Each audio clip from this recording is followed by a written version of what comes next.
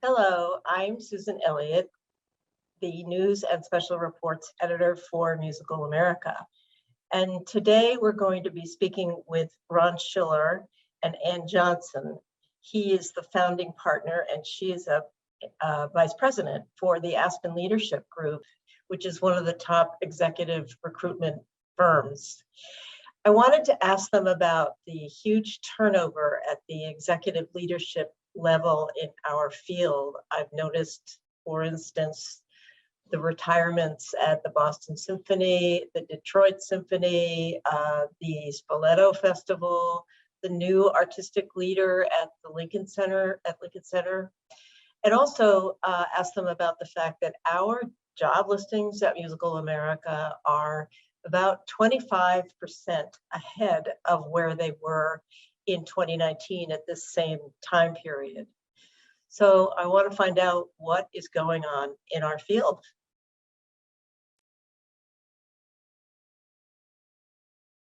Anne and Ron, thank you so much for joining us. I think you received my email explaining what it is that I'm curious about, because from where I sit, I've seen since the pandemic an enormous amount of change at the executive leadership level. And since this is what you all do as executive recruit people, I wonder if you can tell me what you think is going on. Is this about the pandemic? Is it about a generational shift? What's happening?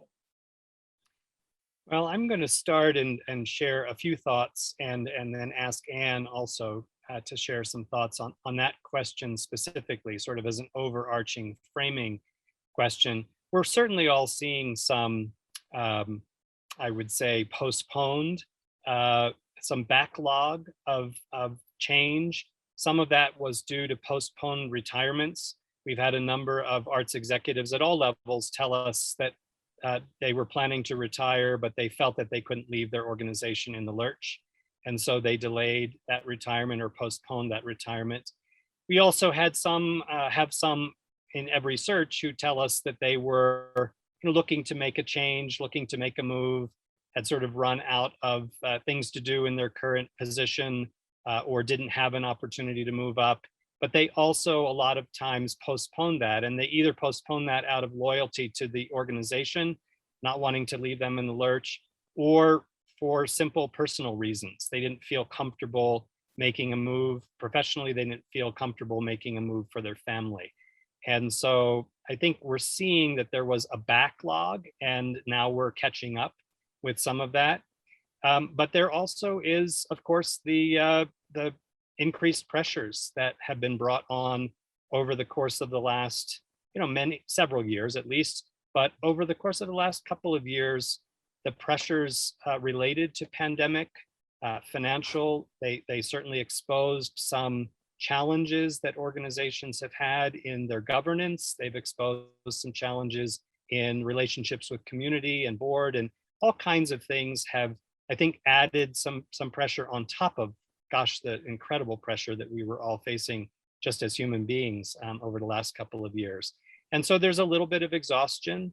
And then there is also the pressures that have come with greater awareness and attention to racial injustice in the country. And the fact that all organizations, arts organizations, not the least bit exempt, need to be rethinking how they're engaging and relating to their communities. And some executives, find that more challenging than others, more of a change than others. So there are just these, backlog combined with normal turnover, combined with these additional pressures. And then there are a few other things that we're seeing as well that Anne's going to talk about. Yeah, I think, if there's a silver lining in the pandemic, which of course we're always trying to grab onto, right, in this moment in time of the pandemic, I think the silver lining for us is what we've seen consistently in all searches that we are conducting, that there really is a bit of a soul searching, a bit of a, individuals really thinking about, what do I want to spend my next, time, fill in the blank time period focused on. And that's been really consistent, and it's been specific to the pandemic. So I think for personal reasons, for moving closer to family, for moving, geographically, we've seen a lot of shifts in that regard. The pandemic has really brought about this change, and in many ways, I think, again, focusing on the positive side of that, the desire for them to be even more closely with an organization that's even more closely mission aligned for them is a positive thing. We see that as a positive thing. And I think the pandemic has really been a catalyst for that change. So we are seeing more movement because of that. And therefore, more vacancies created as a result, of course. Among the nonprofit sector, do you see it as a more prevalent in the arts or not? I wouldn't say so, actually. I think we're seeing this across all parts, and we do work across all parts of the nonprofit sector. We're focused exclusively on the nonprofit sector, but in all parts. And we are seeing that really across the board.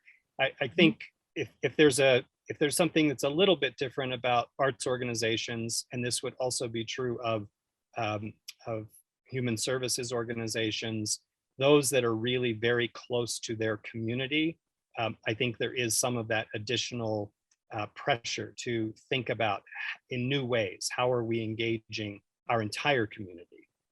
So what about the classified listings? We have our job listings are 25% ahead of where they were 2 years ago. And there are a lot of theories about that. Some of those listings are not top executive positions. Some of them are entry-level positions in the arts. One thing that I think has also come through this pandemic very, very clearly is the candidates' desire to have flexibility.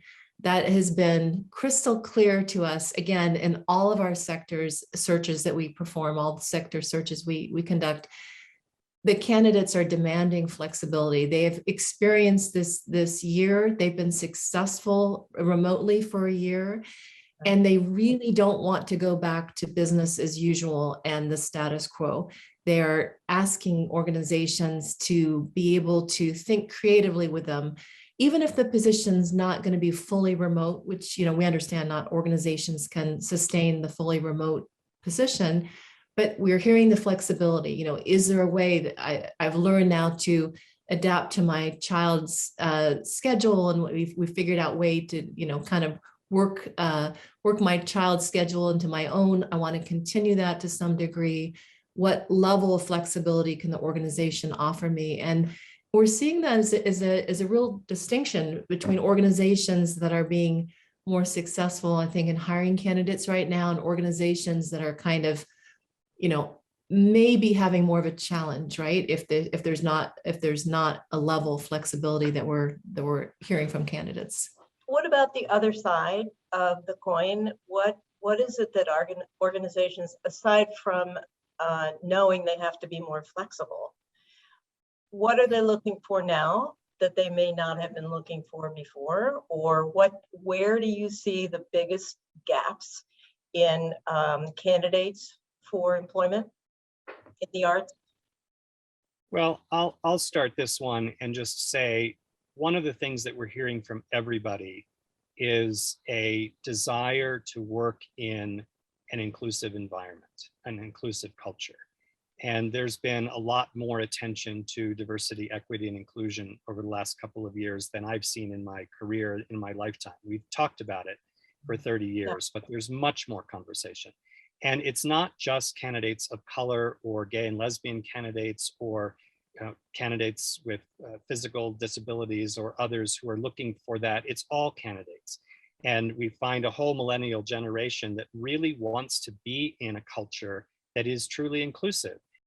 What about the whole issue of skill set and the transition of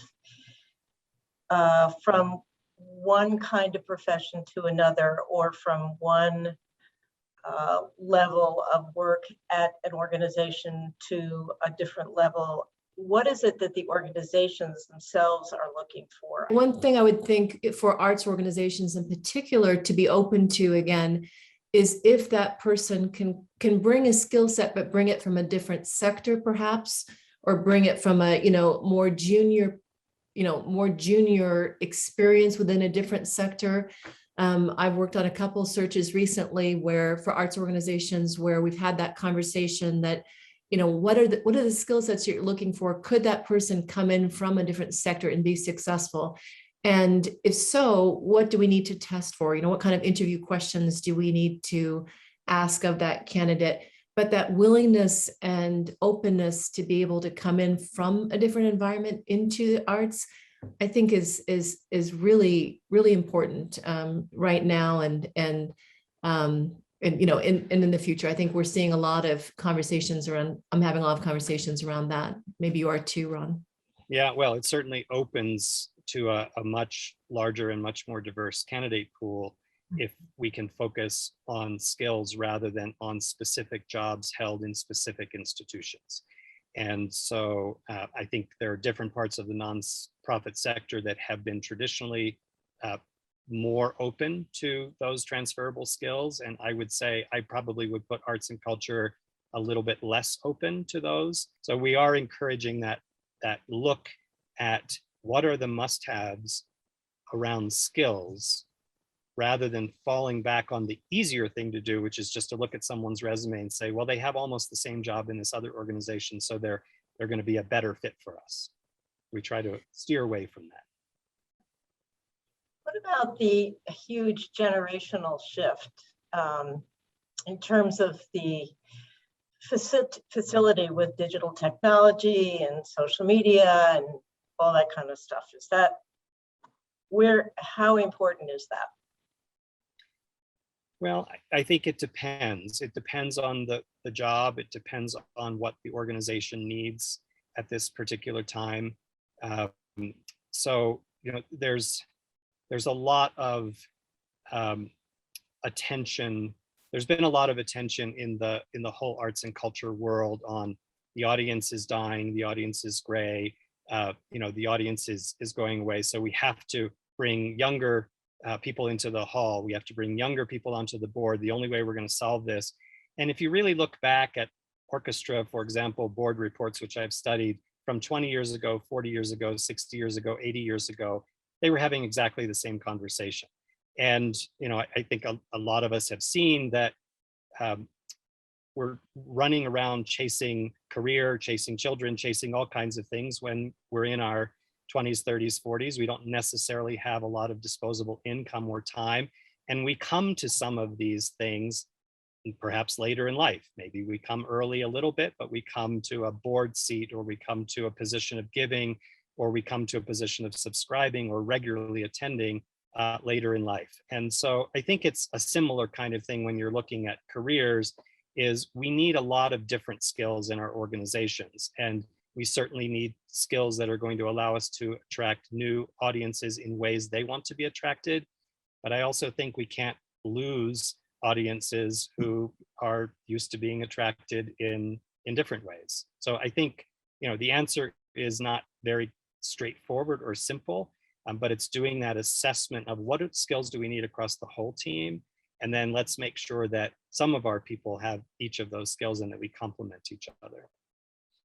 And again, from the pandemic, how much have arts organizations grown and learned and adapted, having to, really find ways that they can provide digital content. It's just been extraordinary to watch that. I think that's been, again, a silver lining to think organizations that never thought they would ever have to be in a position to draw on a digital presence, suddenly found the way to do that and do that successfully, to the tune of, in some organizations raising more money than they've raised ever before. So it's been really fun to watch that.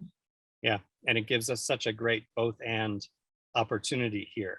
I think so many organizations accelerated their own understanding of what could be accomplished digitally. And even as we yearn to go back, here I am in Aspen, and thank goodness we're having live music every single day. And boy, did I miss that.